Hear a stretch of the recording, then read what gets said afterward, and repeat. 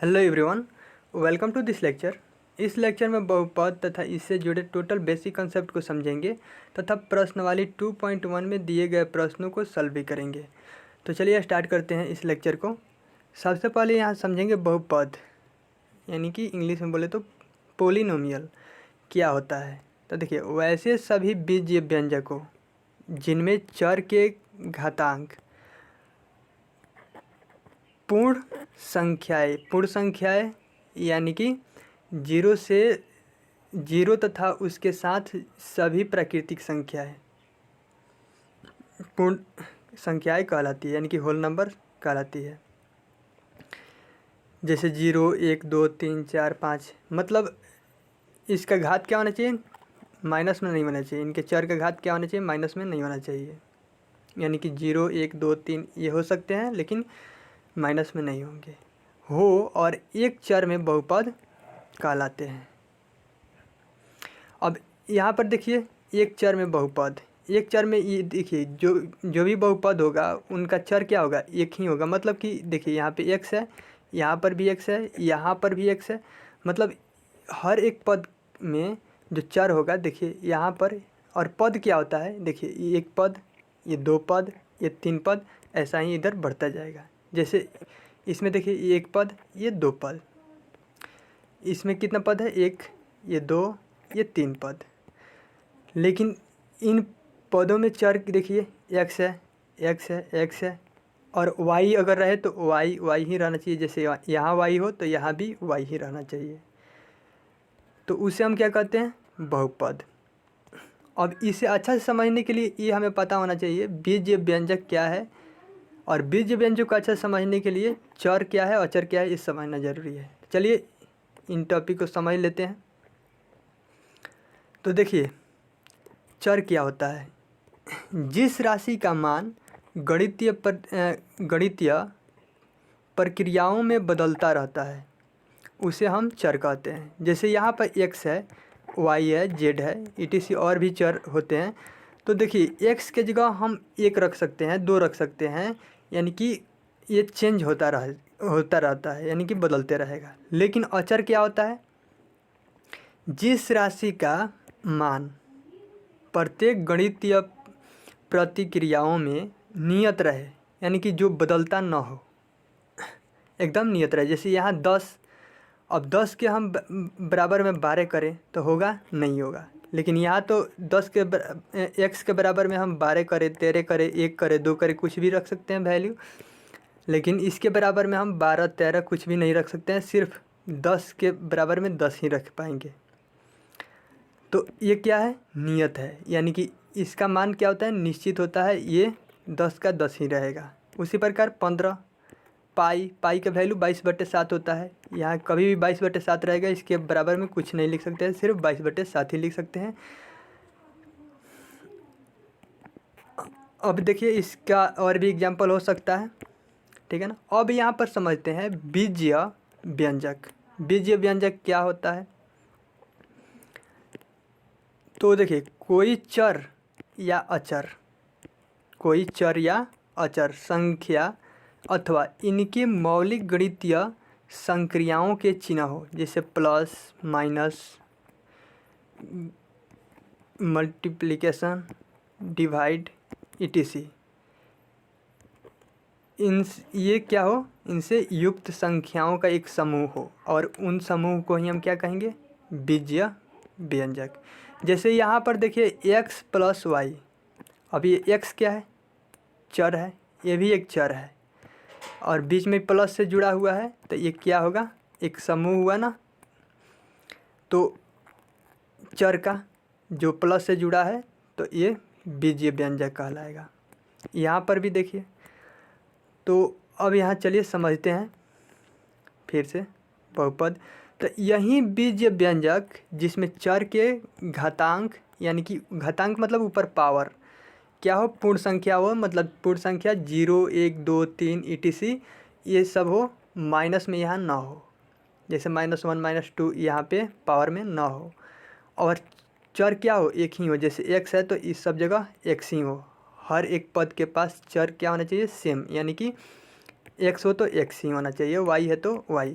तो उसी को हम क्या कहेंगे, बहुपद। अब यहाँ पे समझते हैं बहुपद की पहचान। बहुपद की पहचान कैसे करेंगे।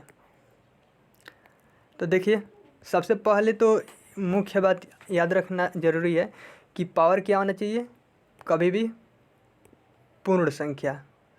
पूर्ण संख्या यानी कि होल नंबर। तो यहाँ पे होल नंबर माइनस में नहीं होता है, प्लस में होता है। देखिए 2 प्लस में है, यानी कि ये बहुपद है। इसका पावर देखिए, ये भी प्लस में है, ये भी क्या बहुपद है, तो हाँ बहुपद है। लेकिन यहाँ पर देखिए रूट में x है, तो रूट में x बराबर क्या होता है, x के पावर 1/2 होता है। और यहाँ पे ये रखिएगा तो a के पावर 1/2 होगा। तो पूर्ण संख्या बटा में नहीं होता है, इसीलिए ये बहुपद नहीं है। यहाँ पर देखिए पावर -2 है, तो -2 ऋणात्मक है, ये पूर्ण संख्या नहीं है, होल नंबर नहीं है, इसीलिए एक क्या है, बहुपद नहीं है। अब यहाँ समझते हैं बहुपद की घात। तो देखिए यहाँ पे बहुपद की घात, बहुपदों में चर का अधिकतम घात, मतलब सबसे अधिकतम घात क्या कहलाता है, बहुपद की घात। जैसे इसमें ये बहुपद है, इन बहुपद में सबसे अधिकतम घात क्या है, 2, तो इसका घात क्या होगा, 2। इसमें देखिए सबसे अधिकतम घात 3 है, तो इसका घात क्या होगा, 3। चलिए अब समझते हैं बहुपद के प्रकार कि बहुपद कितने प्रकार के होते हैं। देखिए बहुपद पहले देखेंगे पदों के आधार पर बहुपद कितने प्रकार के होते हैं। तो पहला देखिए, पहला होता है एक पदी बहुपद, वैसा बहुपद जिनमें पदों की संख्या 1 हो। जैसे यहाँ पे पद एक ही है, यहाँ भी पद एक ही है, यानी कि जिसमें पदों की संख्या 1 हो उसे एक पदी बहुपद कहते हैं। 2 नंबर होता है द्विपदी बहुपद, वैसा बहुपद जिनमें पदों की संख्या 2 हो। जैसे इसमें देखिए पद की संख्या 2 रहेगी। और भी एग्जांपल ले सकते हैं। तो देखिए अगला त्रिपदी बहुपद क्या होता है, वैसा बहुपद जिसमें पदों की संख्या 3 हो। अब देखिए जिसमें पदों की संख्या 3 हो उसे हम त्रिपदी बहुपद कहेंगे। जैसे इसमें 1 पद 2 पद 3 पद, 1 पद 2 पद 3 पद। और भी एग्जांपल ले सकते हैं। तो ये त्रिपदी बहुपद होते हैं। ओके, अब देखते हैं यहाँ पे घात के आधार पर। तो घात के आधार पर रैखिक बहुपद होता है। रैखिक बहुपद क्या होता है, वैसा बहुपद जिनका घात 1 हो। इसका सामान्य रूप ऐसे होता है ax + b। जैसे देखिए इसका पावर कुछ नहीं है, यहाँ चर की तो 1 ही है, तो इसके घात क्या है, 1 है। यहाँ भी एग्जांपल ले सकते हैं अलग अलग, जैसे 2x + 1, इसका घात क्या है, 1, कुछ नहीं 1। यहाँ पर भी 1, यहाँ पर भी 1, तो ये क्या है, रैखिक बहुपद। सेकेंड नंबर में द्विघातीय बहुपद। द्विघातीय बहुपद क्या होता है, वैसा बहुपद जिनका घात 2 हो। जैसे सामान्य रूप इनका देखिए ax² + bx + c। अब इनका घात देखिए क्या है, 2, तो ये क्या है, द्विघातीय बहुपद। यहाँ पर देखिए घात क्या होना चाहिए, 2 होना चाहिए। नेक्स्ट है त्रिघातीय बहुपद, वैसा बहुपद जिनका घात क्या हो, 3 हो। जैसे देखिए यहाँ पे जिनका घात क्या हो, 3 हो, तो उसे हम क्या कहते हैं, त्रिघातीय बहुपद। अगला देखते हैं यहाँ पे द्विवर्ग बहुपद, वैसा बहुपद जिनका घात 4 हो उसे द्विवर्ग बहुपद कहते हैं। देखिए जैसे इनका घात क्या है, 4 है, इनका घात क्या है, 4 है, तो ये क्या होता है, द्विवर्ग बहुपद। अब बढ़ते हैं आगे। अच्छा यहाँ पे बता दूं कि इसके बाद जो भी बहुपद आते हैं उनका खास कोई नाम नहीं होता है। ओके, चलिए बढ़ते हैं अगले टॉपिक्स की ओर। यहाँ पे देखिए समझते हैं शून्य घात वाला बहुपद, या इसी को कहते हैं शून्येतर अचर बहुपद। वैसा बहुपद जिनकी घात 0 हो उसे शून्य घात वाला बहुपद कहते हैं। जैसे देखिए इनका पावर क्या है, 0, और किसी भी संख्या का पावर शून्य हो तो उसका वैल्यू 1 होता है। तो यहाँ x का पावर शून्य है, इसका वैल्यू क्या होगा 1, इधर 5 है तो 5, दोनों को मल्टीप्लाई करेंगे तो इधर 5 ही होगा। यहाँ पर भी इनका वैल्यू 1, 1 में किसी भी संख्या से मल्टीप्लाई करेंगे वहीं आ जाएगा ना। तो यहाँ पे देखिए बराबर में इतना लिख सकते हैं। तो ये क्या होता है, शून्य बहुपद। शून्य बहुपद, शून्य घात वाले बहुपद। अब देखिए यहाँ पर समझते हैं शून्य बहुपद, ऐसा बहुपद जिनके सभी गुणांक शून्य हो। सॉरी, यहाँ शून्य बहुपद इसे नहीं कहेंगे, शून्य घात वाले बहुपद इसको कहेंगे, शून्येतर अचर बहुपद कहेंगे। शून्य बहुपद किसे कहते हैं, ऐसा बहुपद जिसके सभी गुणांक शून्य हो उसे शून्य बहुपद कहते हैं। मतलब कोई भी इसका जिसका गुणांक शून्य ही हो उसको। अब यहाँ पर कोई भी क्या होगा, जीरो, इसमें का वैल्यू, यानी कि इसमें इस बहुपद का वैल्यू क्या होता है, जीरो। और शून्य बहुपद की घात परिभाषित नहीं होती है, ये अपरिभाषित होती है। अगला समझते हैं बहुपदों के शून्यांक।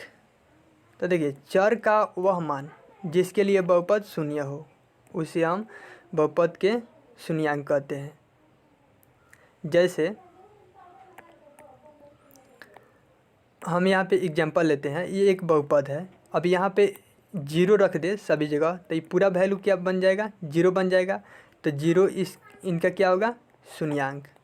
मतलब वह मान जिनके लिए बहुपद शून्य हो, यहाँ पे वह मान भरें जिनसे ये पूरा शून्य बन जाए तो वो क्या कहलाते हैं, बहुपद के शून्यांक। तो यहाँ पे 1 भी रखेंगे तो यहाँ 1 - 1 क्या होगा, जीरो। और जीरो में किसी भी संख्या से मल्टीप्लाई करते हैं पूरा टोटल जीरो बन जाएगा। तो यहाँ पे इनका शून्यांक क्या होगा, 0 और 1। देखिए अचर बहुपद का कोई शून्यांक नहीं होता है। जैसे यहाँ पे 5 का कोई शून्यांक नहीं होगा, √5/2 का कोई शून्यांक नहीं होगा। अब यहाँ समझते हैं रैखिक बहुपद।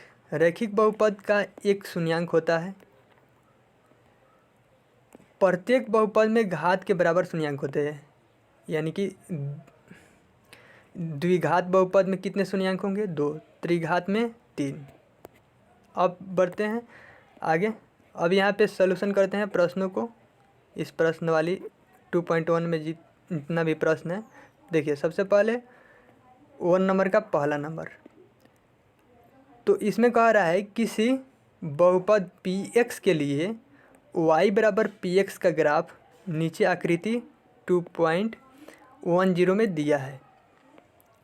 प्रत्येक स्थिति में px के शून्यांकों की संख्या ज्ञात कीजिए। अब यहाँ पे शून्यांक की संख्या क्या होगा, तो x पर ये कितना बार कटा है। तो देखिए इस पे लाइन y पर है, y अक्ष पर, x अक्ष पर तो कोई नहीं कटता है ये लाइन। तो इसमें शून्यांकों की संख्या क्या होगी, 0। इसमें x एक्सिस ये है, इस पर कितना बार कटा है, तो देखिए यहाँ पे 1 बार। तो इसमें शून्यांकों की संख्या क्या होगी, 1। यहाँ पर देखिए कितना बार कटा है, 1 बार, 2 बार और 3 बार। तो इसीलिए इसमें शून्यांकों की संख्या 3 होगी। इसमें देखिए 1 बार, 2 बार, तो इसमें शून्यांकों की संख्या क्या होगी, 2। इसमें देखिए 1 बार काटा है, 2 बार, यहाँ पे 3, 4, यानी कि 4 बार काटा है। इसमें शून्यांकों की संख्या क्या होगी, 4। और इसमें देखिए 1 बार, यहाँ पे 2, यहाँ पे 3, तो इसमें शून्यांकों की संख्या क्या होगी, 3। ओके, तो मिलते हैं जल्द ही अगले लेक्चर में।